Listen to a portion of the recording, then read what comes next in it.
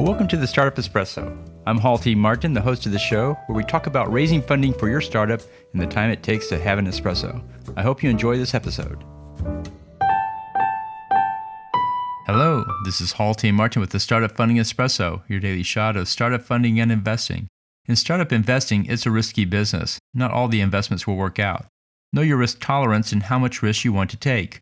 Most investors allocate 3 to 10% of their investments into startup investing. Allocate a specific amount of funding for your investments. You need to invest across 10 deals to gain diversification, so take your funds allocation and set an amount or range for each investment. Follow-on funding is also a factor, so be prepared to invest again in many of those companies.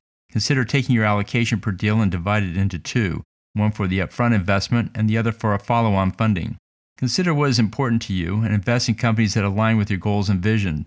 You may want to support your community or industry. You may want to foster diversity or create jobs. Or you may want to mentor entrepreneurs or keep your skills up to date. In the end, it's the why you invest that will matter the most. Thank you for joining us for the Startup Funding Espresso, where we help startups and investors connect for funding. Let's go start up something today.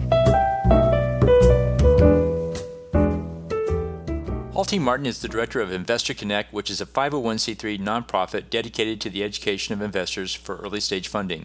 All opinions expressed by Hall and podcast guests are solely their own opinions and do not reflect the opinion of Investor Connect. This podcast is for informational purposes only and should not be relied upon as a basis for investment decisions.